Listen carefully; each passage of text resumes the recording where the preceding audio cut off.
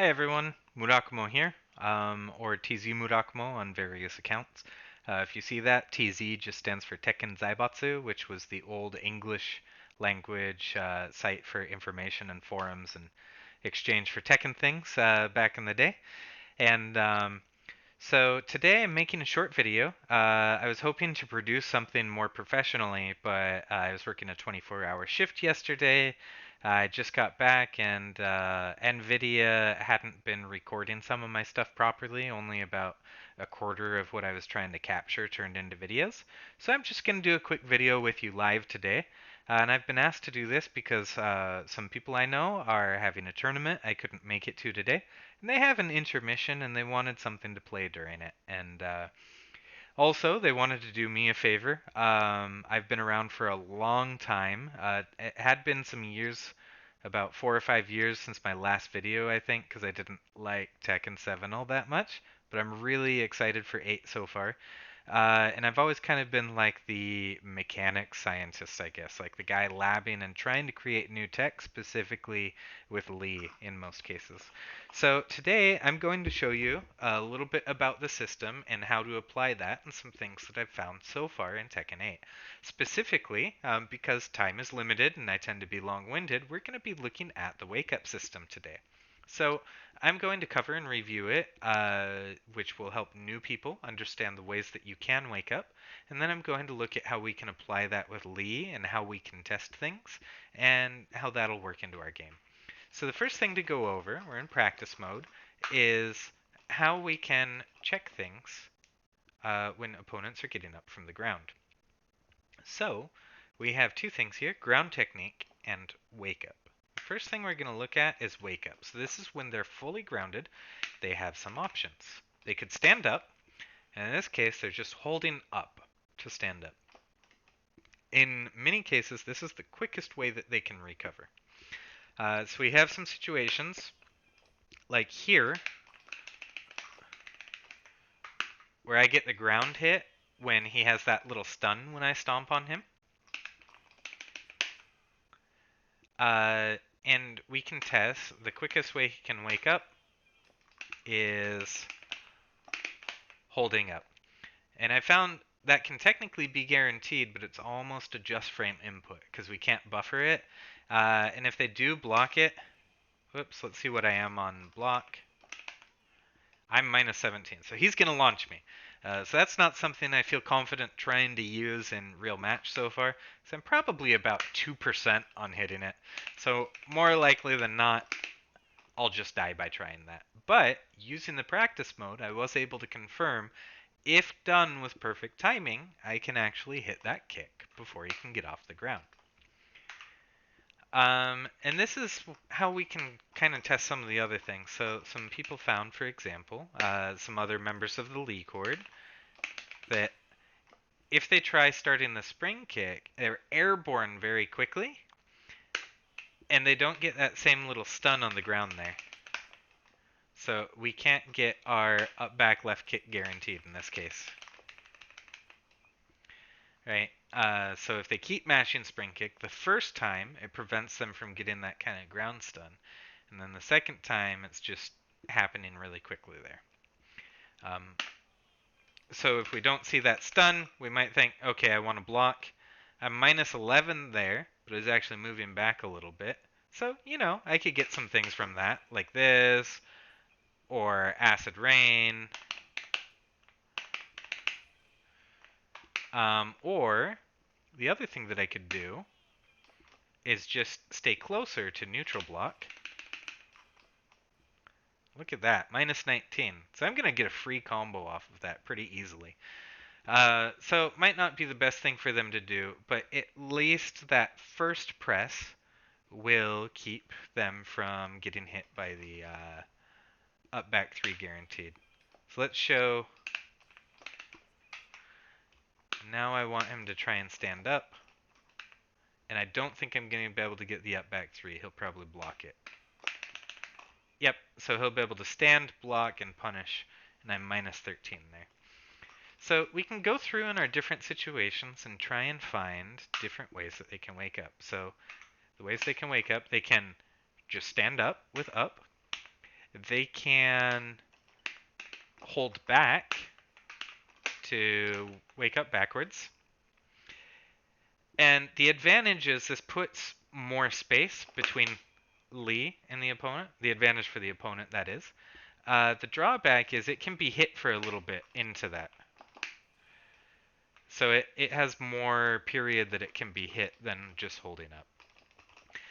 But it can outrange some things. Like from back here, if they stand up, and when they stand up, if they're back turned, they take some time to turn around. Whoops. So if I'm behind them, and I hit this into Blazing Kick, I'll hit them from behind, and I can get a run under combo with that to go back to the front, or do a combo from behind. However, if they wake up backwards in this situation, I'm too far away to hit them. So what happens here is I hit this, and Blazing Kick doesn't make it to them. So that could be a good option in that sort of case. If you're right at the end of the opponent's range, a back recovery might not be bad. Sometimes it's just a guess for what they're going to do or what their options are going to be. So that's usually the second fastest way to get up and block is with that. Also, if you want to stand and immediately block low, as far as the computer here, we just put stand up, block all. But the way you perform it, if you're doing it yourself, is from the ground, just hold down back, and you'll get up into a crouch right away. So by having this set to block all for action after a hit or block, that'll apply to when they stand up as well. And so that's how we can check if things are guaranteed or not. They have a couple other options on the ground. So they could side roll left. So they're fully grounded, and then they roll left. They could side roll right.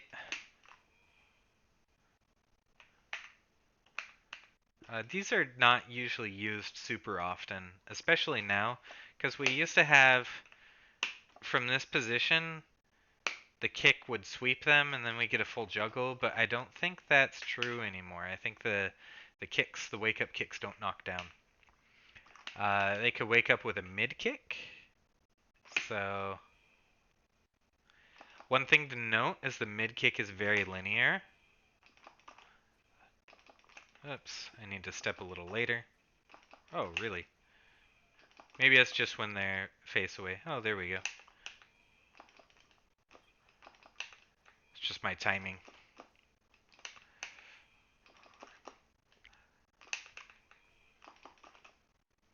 So I can go both ways to avoid the mid kick. The low kick seems to track around them a little more. Missed there. Okay, so never mind. Both seem pretty linear if you sidewalk them. And then what else can we check? We have the recovery kick. Often this is called the toe kick in other places online. It's just this little thing here.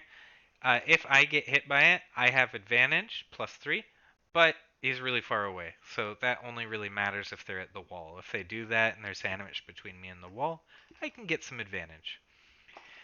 If they don't hit with it, they don't go anywhere. So, if I'm just out of range, I can whiff punish it to a juggle. Also, they're considered in an aerial state there, so if I do something that can float them, it will float them. Let's see, so that, for example, will float them if they're trying to toe kick, which won't happen during one of the other wake-up kicks. With the wake-up kicks, this will be important to us later. If you do hit them out of it, the normal mid or low wake-up kicks, how they react depends on how far into their animation they are. So for us, they'll still be considered kind of grounded when we hit them as a counter, so they won't float up. We'll be using this move. Where if they were further into their standing animation, it would send them spinning like that. And then we have the spring attack, which we talked about. It just looks like this. And it's quite hard to hit them out of. if you're close enough, you can, but you need to be really kind of stuffed into them to hit them out of it. Um, but its frames can be really bad. So it's like I'm plus 21 there.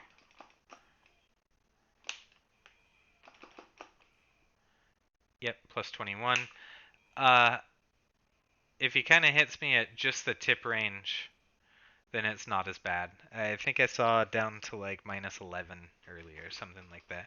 So I'm not sure how safe it can get, but probably not great at best. And that doesn't knock down anymore, really. Wait, no, that's a lie. If we're close, it knocks down. If we're at the tip range, it won't knock down, but it will actually give him plus 10. So if we did that as Lee, and we hit at the very far range, then we could get uh, acid rain after it for like 47 damage if we do that to blazing kick. Um, yeah, so don't think I'll hit him from here. Yeah, ooh, I'm plus 11 there. So, yeah, technically it's possible if you hit at the end of it. Oops, not close enough, okay. Looks like that would be our option off of it. And if we're already in heat,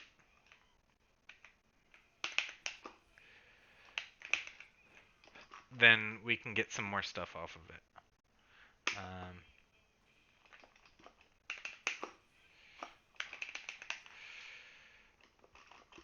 Ooh, that's plus 14. That's interesting. Because normally that's plus 13.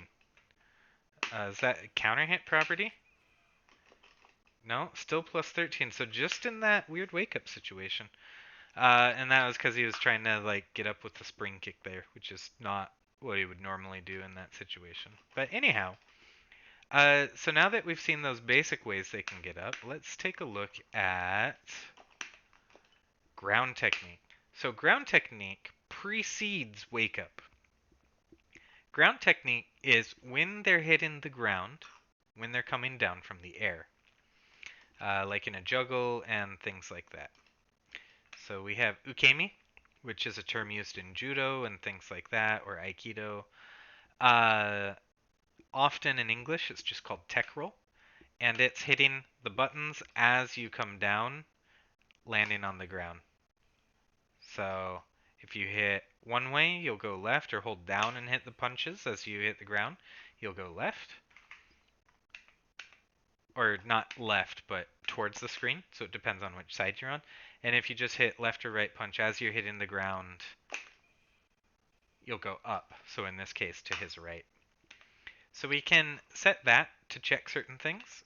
And this can be really important. I'll come back to it in a minute. There's also quick recovery. If you hold forward, you'll do that.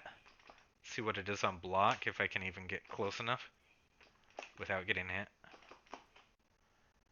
So I'm plus 2. So it's not real great for him there. But the other thing that makes it dangerous is he can be floated out of it.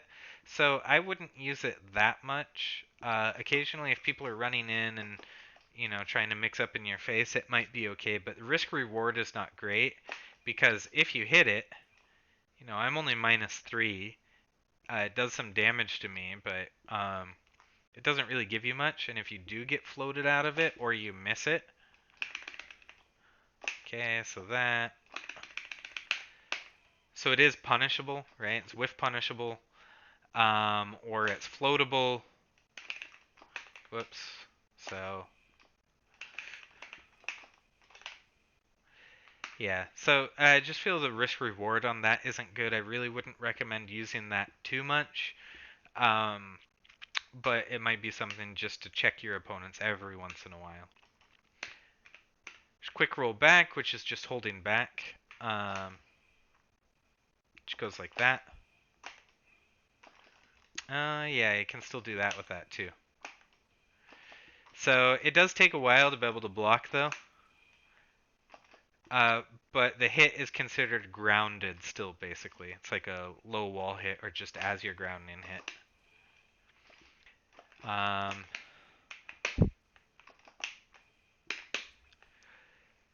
With Lee, he could pop him off the ground with that if you're in certain situations near the wall because the 2 hits come quickly enough. But and it's vulnerable for a little bit too. Um, oops.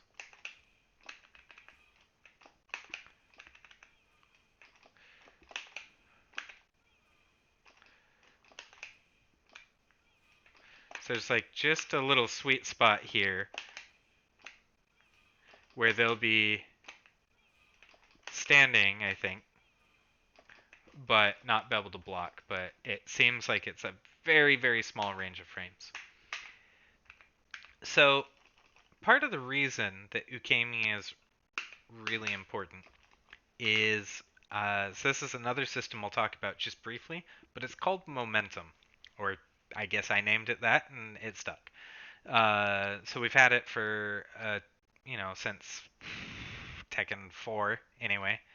I'm not sure how much it existed back in Tag. I guess it did. Otherwise, Bayek could have gotten infinite combos. But the more hits we do in a juggle, the further away each hit pushes the opponent. So that keeps us from just doing infinitely long juggles. So, for example, normally I can only get that out to 8 aerial hits. And that's usually the magic spot, at least for Lee, without using like a what are we calling it? Tornado move or things like that. With that, sometimes you can get in a little further because you can tornado them and they get in and do more a little bit. But kind of 8 or trying to tornado by 8 at least is sort of the magic number. This does adjust a little bit in for whatever reason in his after his heat smash. They don't have as much momentum. It seems to build at a little smaller rate. So after that, you can go. So here we have 3, 4, 5, 6, 7, 8. What would be a good example? So you can see I can get at least one more set there. And using back 2, I think I can go even further if I can time these.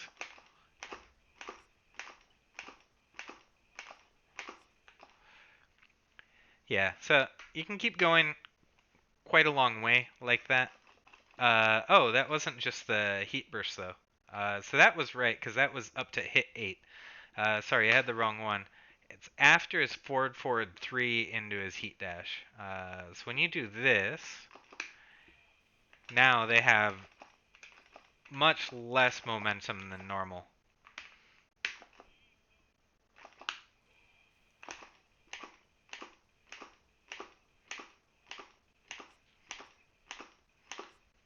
So you can see like that, and just keep going for a long way. So anyway, the thing about momentum and how it connects with the Ukemi is if I do something and if the combo counter keeps going up, it means it's guaranteed it can't be Ukemi'd. If I do something too late when they're close to the ground, they can Ukemi like that. If they're very low to the ground but not fully grounded, and they did not Ukemi, they didn't tech roll, then it will reset momentum. Like this. Whoops, too early, that comboed. They changed the window a bit on this game, too late. Promise I'll do it here. Okay, false promise. There we go. So it reset the combo counter and it reset momentum.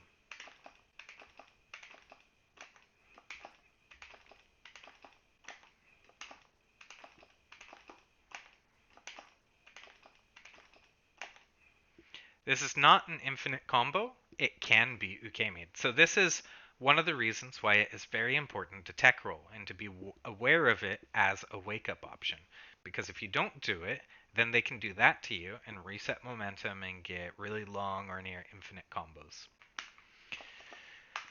Uh, since Tekken 7, they have also been able to hold back on it, and it won't refloat. In Tekken Tag 2 and Tekken 6, it did refloat. So, but it looks like this. In that case, it just hits them on the ground and pushes them back. So that is another option that you could use for it. But again, you could be hit by other stuff there too. So that's going to be very important to know is when to ukemi. The other thing about back quick roll is there are a number of moves that produce something that looks like this. And if you don't recover, these sorts of things are guaranteed off of it. Let's see this. Oops. Same thing off of while running. Whoops. Left kick, right kick. If you don't recover off that, then he's going to get some follow-ups. That to maybe like slide pressure. Because of the range, he's only minus 12 there, so that's a good situation for him to throw the slide out. But these can be recovered by holding back as well. So this was a new mechanic to Tekken 7. We had that. Hitman 111, same thing. While running 3-4, same thing. So you want to be sure when you see that type of flop where it knocks you over face down that you hold back off of it, or knocks you back feet up in the air.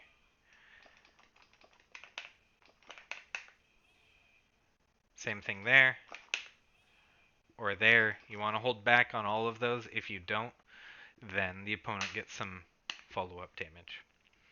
Okay, so let's look at the properties of some of these. And how you can test. So when you're testing if things are guaranteed or not, you kind of want to go through all the options and make sure they work against all the options and see how they work. So I am going to set him to ukemi. So with Lee, one thing that was absent basically in Tekken 7 but came back since we have the tornado where we can run in deep on is getting a back 4 spike and ending a combo with down 3, which will do... I shouldn't be set to counter. Why am I doing more damage? Oh, no, that's because it's standing. So don't think I'm in rage or anything. But down 3, which will do 13 damage when they're grounded, or up back 3, which will do 16 damage when they're grounded. And because we get that unskilled final hit, because in a juggle, the more hits you do, the less damage each hit does, right? So we can see 70, it gets down to 30%. If we're in this, it gets even lower, 35, 28, 21%. So all of these are doing 1 damage each. But if I finish by spiking them, and then I hit after, that final hit, it's not considered part of the combo, but technically they can't escape it. And so the scaling goes back, so I get my full 13 damage or 16 damage off of 1 hit. Or let's see how much would that one be if I hit them with that. Or back 3 is 7 damage, so it's a little less, but there's a little situation we'll see with that. So this is how I explored this kind of tech with Lee, and I was applying mechanics from the old games and testing it out. And I'm going to take you through what I've been able to find so far testing it. So I'm going to keep Ukemi on because they can, if I'm too late, they can tech roll from this. So I want to make sure I'm before that when I hit my back and right kick. So we're going to go through, and first thing I want him to do is stand up. This is his fastest recovery. So my normal combo route to 8 hits is like this. Oops. Wow. Pressing too early. So a lot of people saying it feels like the timing on the cancels changed a lot in this. I'm kind of feeling that too. Pressing too early. There we go.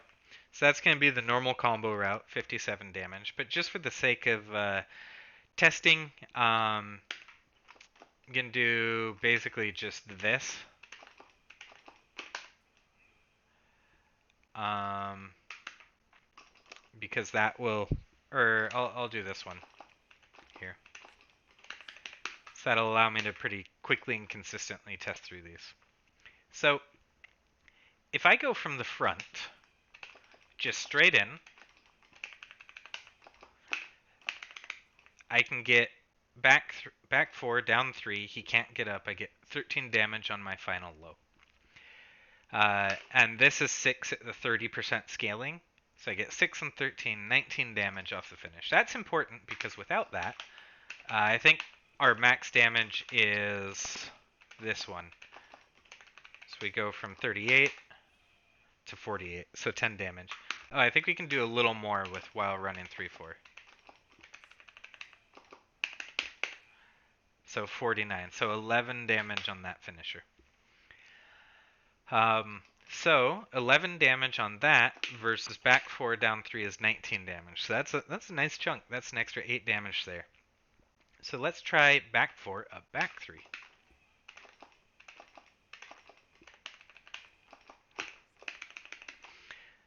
So this is something that we know from the old games. It doesn't seem to hit properly when we're this far away, and especially on axis. They're able to get up and stand and block it. And so, according to the old game, something that we could do to make the back 4 hit, or make the back 3 hit, is get off axis. And then we don't have as much range between their legs and us pushing us back. So we're going to run in, and we're going to sidestep. And a way that you can do this to get used to it is forward, and then you can look at my inputs there. It's like a quarter circle down. Forward to down, forward to down. So forward, quarter circle down, neutral. So we can do that, and then a back 4.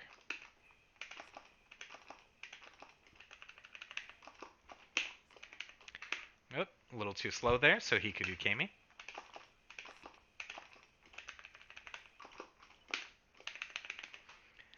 So there we go. And we can see, because we have the same settings, he could not stand and block that.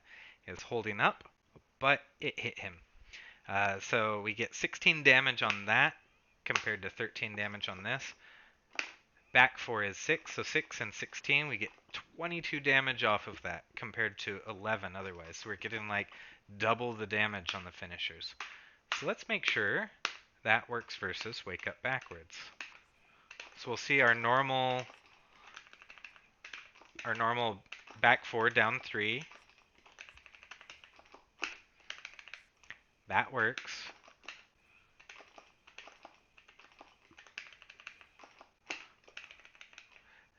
Up back 3 doesn't work without the sidestep.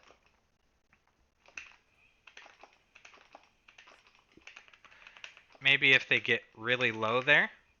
Yeah, it'll work there if their legs get low. But remember, that's where we lost to the up recovery. So I'm going to try and get cleanly in on the sidestep there.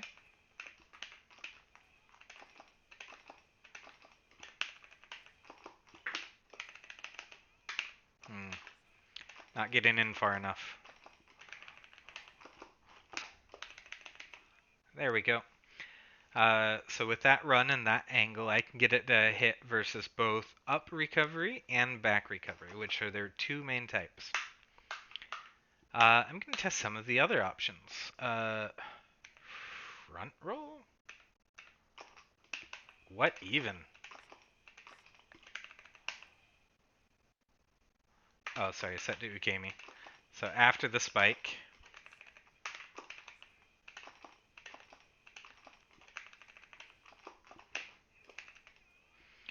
So it still hits them on that. That's a weird option for them to try and do.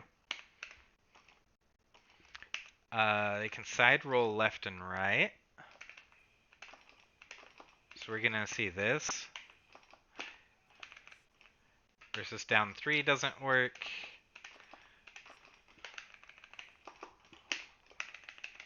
versus up back 3, it doesn't work. Let's try the other side.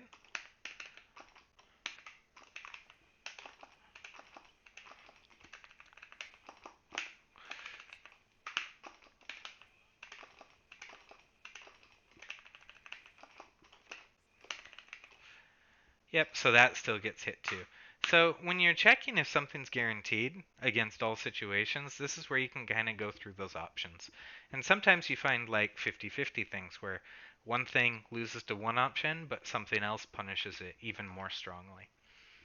So these wake up kicks, how they get hit, so they're going to get counter hit, but if they're standing, this happens to them. It sends them into tailspin into a combo. And from this position right here, that doesn't happen because they're not quite considered off the ground yet as they're getting hit. So we'll get the extra damage. I think instead of 16 damage, we get 19 damage, but it won't send them to a combo. So we can check again.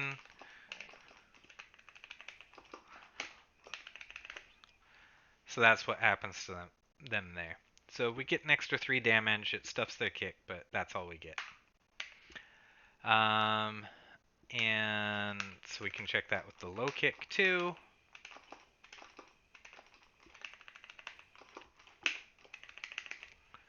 Same thing. 19 damage, but doesn't send them into a big combo. Now, the recovery kick. So I think we saw this earlier. It's also called the toe kick. But we saw earlier that it's floatable. And an interesting thing about up back 3 is in combo, it gives a tailspin. So if they try the recovery kick, that's actually what's going to happen to us, is we're going to go into our combo from that tailspin.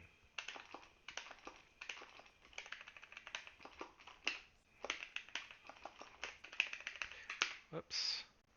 Trying to remember what my max combo off of it was, but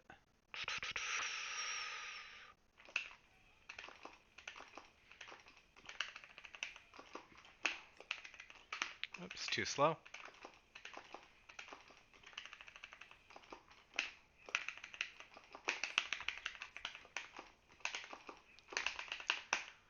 Think like that. I think what I remember was if I wait a little bit before hitting the forward 2-1, that should connect.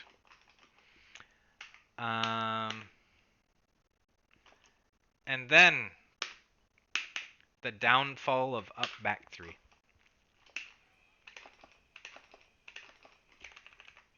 Oops.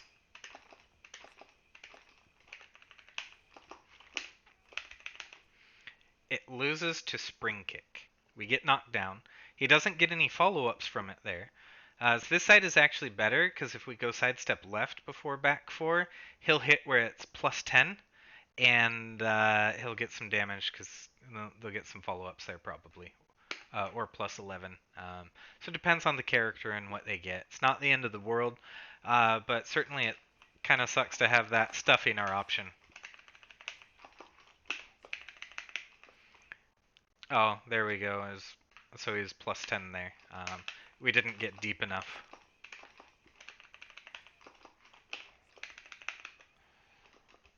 Yeah. So,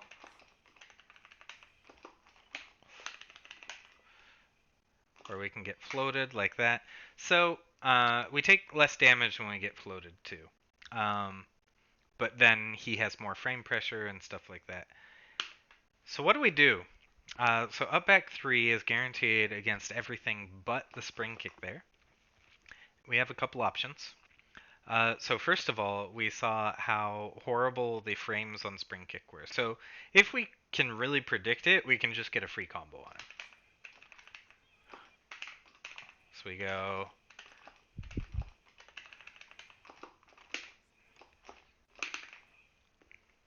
We get a free punish.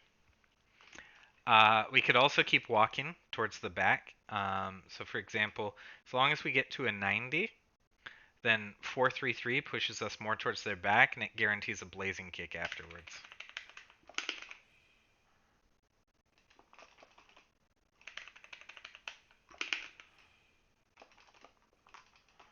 Um, And this should be guaranteed against any way that they get up. If they get up by holding up, it hits them in the back, and we can get a run under combo. If they hold back, it actually doesn't allow them to block yet in the turn from here. But they're not considered grounded, so it does hit them, and it hits them from the front from a normal combo. So if we're expecting the spring kick, we could do that. Whoops. I didn't really do the sidestep before back four there, but same thing works. The other thing we could do is if we get that sidestep in, from the front this shouldn't work because his legs keep me too far away. Let's check real quick. Yeah, it'll go over me there. What if I do it later? Back four later. Okay, we'll stay in enough if we hit the back four late as his legs are coming down. But we can also do that off of the sidestep back four. So that will float if he tries doing the spring kick, and all of the other options it will hit. But it only does 7 damage, so that's the drawback. So you're still hitting. It's kind of a way to hedge your bets if you're thinking they're probably going to do the spring kick. I've seen them do it or try it too much against me. This will still hit, and if he does the spring kick, I'll get extra reward. And then the one that doesn't really give extra reward but does work against everything is just the back 4 down 3. So if I go...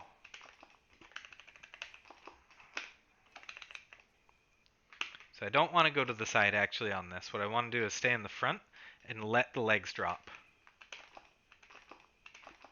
If I do back 4 early, it kind of produces too much range and he'll go over my down left kick. If I wait for his legs to drop towards the ground, but before he can uke me, I should be deep enough to stuff the spring kick.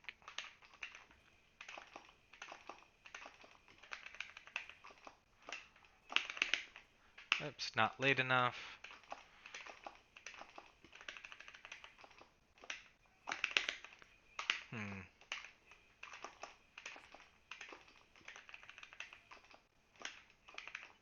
Too late. I think that was too early.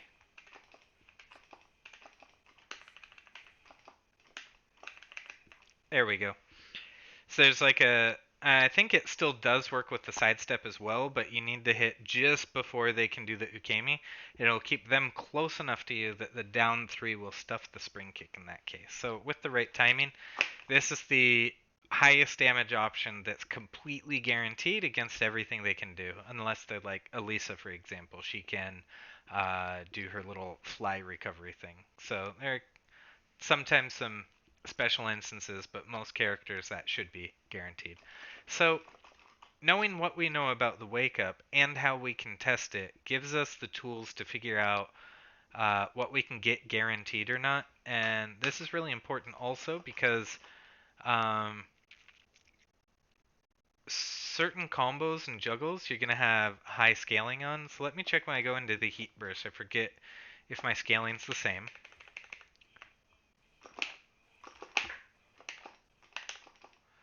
So that's down to 28. So the scaling's higher after the heat burst.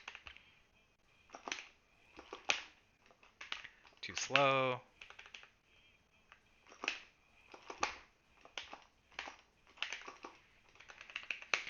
Yeah, so I'm down to 21% on my scaling, so I'm not getting much damage. But after that spike, so I'm going to set to stand up again. After that spike, my up back 3s can do the full 16 damage. So even though we're scaled to 20%, I get the, I think it's 80% on the considered grounded hit trying to wake up.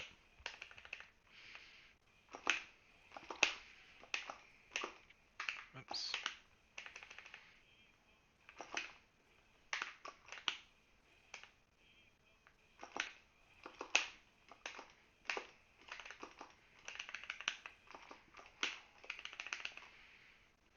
So it's really going to make even more of a difference in these heat burst combos because our normal finishers are going to be doing even less damage than they normally would. So like if we did that same combo but our while running 3-4 finisher, let's check.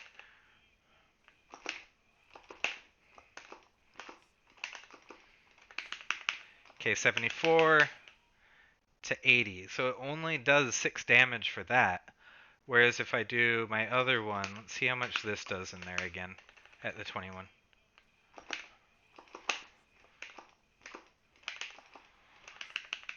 Okay, 74, 78, so that's 4. 4 and 16, I get 20 damage instead of 6 damage by using this finisher to the heat burst combo. Yeah, so it's really the same thing if we're already in heat and we use forward forward 3 into the juggle out of it. Which I talked about momentum earlier. It's weird, we have less build up, so this is going to be a longer juggle. But we get down to that same 21% scaling. At that point, back 2 only does 1 damage each hit. Um,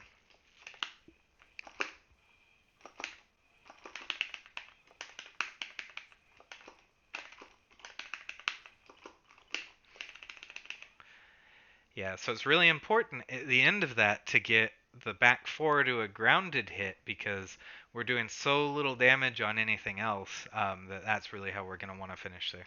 So yeah, that's one of the new techniques I found recently, kind of just applying some old knowledge and mechanics and testing if we could do it mid-stage. So dash to sidestep, back 4, up back 3. And if it's the right range and timing, it'll be guaranteed against every wake up option except for the spring kick. And if they do start spring kicking, you have some other options. If you just want your best guaranteed damage against absolutely anything, hit late on the back 4, down 3. You'll get 13 final hit. If you think they're going to spring kick, but you want to do a little damage to other stuff, back 3-3. So sidestep, back 4, back 3-3. We'll do 7 to everything else, and it will float the spring kick to a combo. Or if you're really hard betting that they're going to spring kick, you can either sidewalk 4-3-3, sidewalk 4-3-3, blazing kick, which if my timing's good, sorry, I'm slow here. I'm really slow right now. This is guaranteed. There we go. Which is guaranteed against everything for the blazing kick. If they stand up, you combo from under them. And or you could just block it or backdash. You could backdash with punish with forward 3, or hit this, block, and then get your launcher. They're about -20 on it, so you can just punish into something strong there. Yeah, so that's how we use it here. It's really, really important, like I said. Ukemi, if people are doing long juggles, they're not infinite, just Ukemi it. Because I think, so we showed that momentum reset, right? Where if you hit late, oops, too early. It's really late in this game.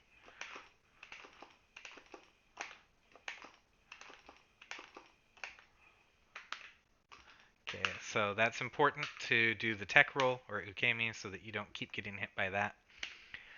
And then we have some other situations as well at the wall. So one of the things that seems to have happened in this game is, so if, oops, let the yellow sparks go away. Okay, if we hit this when they're grounded and fully grounded and they're not like doing a kick or something like that that's floating them off the ground like that, the spring kick, then it pins them to the ground and we can get up back 3 guaranteed. So, or if we're behind them, the blazing kick is pretty easy to get guaranteed there. So I like this out of heat, like this. So it pins them to the ground like that. And when they do that, especially from behind, technically, You can also hit blazing kick from the front, but I'm maybe about 2% on doing that accurately. And again, minus 17, so if they block, they're going to launch. So I'm not going to be doing that, trying it from the front anytime soon in match, unless I really, really master that. But from the back, it's much easier because it takes them a lot longer standing up to block when they're back turned. So we can use that for things like this, and then I can guarantee my blazing kick. If they're on the ground, they take the damage. If they try recovering back, they take the damage. I don't think it launches in that case in this situation. Let's wake up backwards.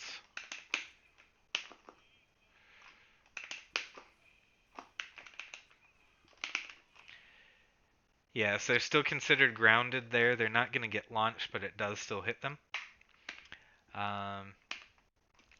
Yeah, so that is kind of useful to know. And if we restart at the wall, as we saw in kind of the demo play before the game actually came out, this gives Lee a wall combo, but he has to hit them at low wall. So before they can tech roll, but so that it's considered a low wall hit. So we'll set this. If that hits as a low wall hit, it guarantees this. Again, technically also blazing kick, but the input has to be so perfect I'm not trying that now. I did it last night and didn't get the recording of it. So, like that's his max damage on the wall, but it's only 3 more damage, and if they stand block and you didn't do it right, then they get a full juggle on you. So probably not worth trying. So anyway, we can do stuff on the wall like...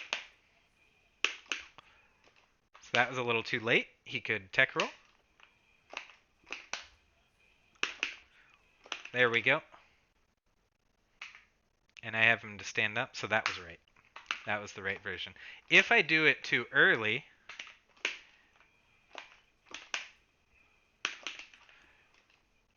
Oops, that was correct, actually. I was trying to do it faster.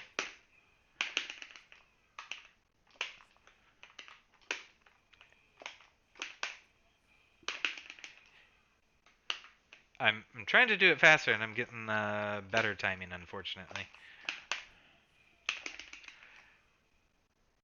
Maybe it's just as fast as I can do it with that one. So let's try it with a different tornado. So if I do it too quick... Why is it actually giving me what I want? That's not what I want. Let's use a high wall. Then they can get up much more quickly, and my up back 3 is not guaranteed. So they have to be low wall for me to do it. So this gives us our optimal combos. Probably the optimal bread and butter one is going to be this. So we have 16 damage on the final hit. But what I actually like is going for this on the final hit. It'll do 1 less damage in our combo, but it will push them over. So if we go mid stage real quick. So you can see when I hit with that, it turns them over, and you can ukemi.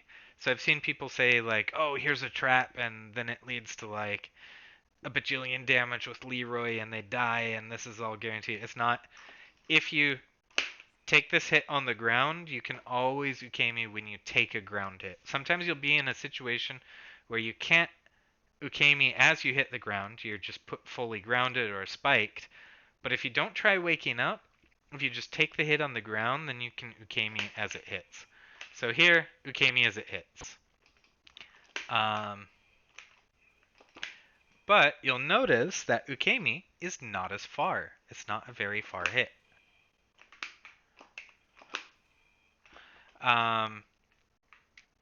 Whereas the normal ukemi or normal tech roll goes a lot further. So let's go back to the wall and see that, and why I like this. We'll see actually just a couple things here. So first of all, against Lee, it's really important to tech roll after that on the wall. You basically must do it. Because if you don't, here's what happens. Oh, whoops, I have it set to, so I have to turn it off. Okay, so not set. So if you don't do it, Lee can refloat you with down forward right kick.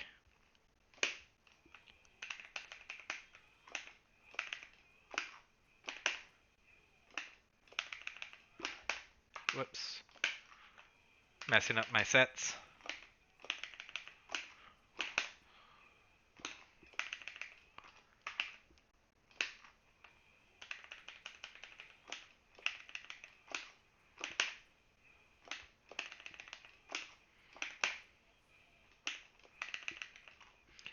So, yeah, basically he can just infinitely do that until you decide to actually tech roll off of it.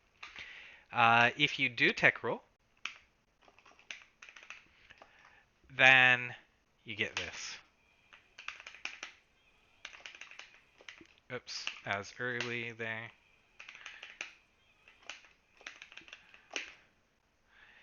And Lee is +2 in this situation, so he can still fish for some counter hit strings and things like that. Um, yeah, if you try and attack him with a while standing move, he could get that on counter hit, for example.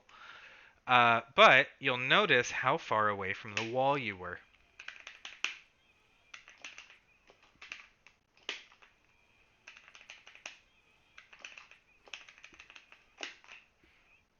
Right? So the angle to the wall is not very good anymore.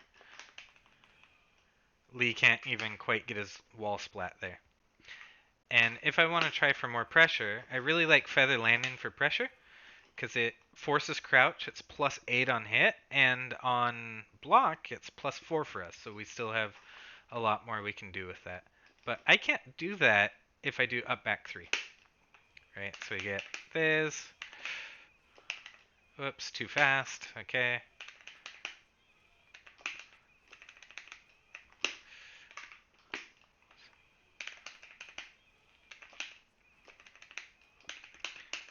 Right? So one, I'm gonna whiff. This is a really bad situation for me. He's gonna hit me with a wild standing move here coming up probably. Um, or even if I can block it, it's not a good situation. Even if we get to here, the wall's not really in my favor anymore. So what I like to do is instead of up back 3, after back 4, only up back 3 is guaranteed. This one is too slow. They can hold down back to stand block low and then try and punish you. But if we do this as low wall, we can get this. So it looks like this. And what I like about that, when it pushes him face down, look at how compact that tech roll is. He's still right in front of my face. So we could do some things like...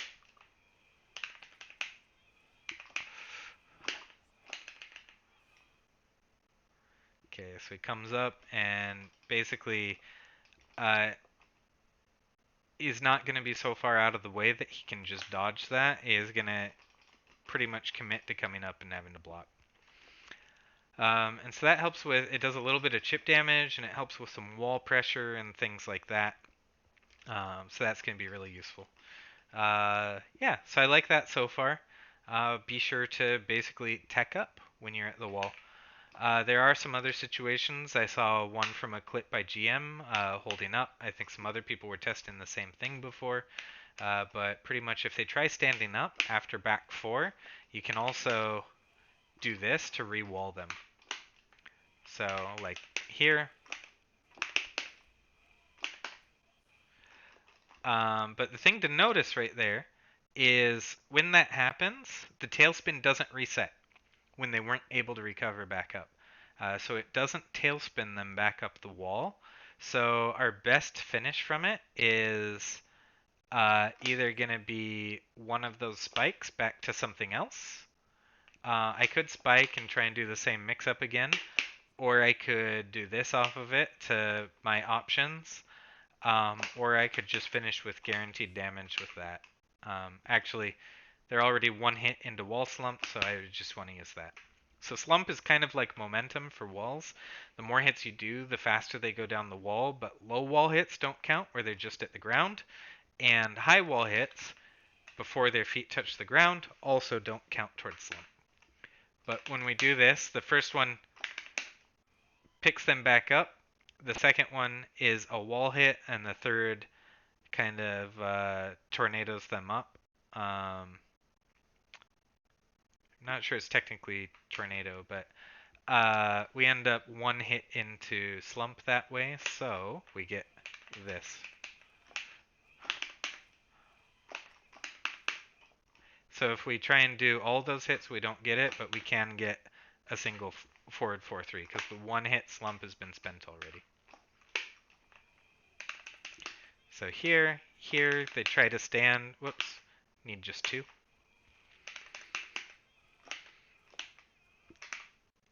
Wrong one.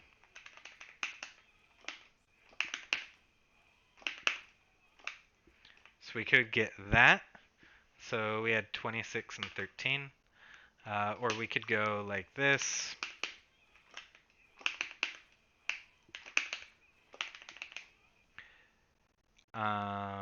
So what, 27 and 16, so this is going to be a little stronger. Or we could go to that and do this to keep the pressure on them. So there are all sorts of things like that. But basically, at the wall, you're kind of reacting to, or you have a couple of games with how they stand up too. And if they wanted to stay down after that, let's say they stay down, and you want to play another game, so you're like, oh, I'm betting they're going to stay down there. Then you can, oh wow, they changed that. We used to get this off it guaranteed. But apparently they can ukemi off it now. So maybe that's not as good as we were hoping. But you could do maybe something like this.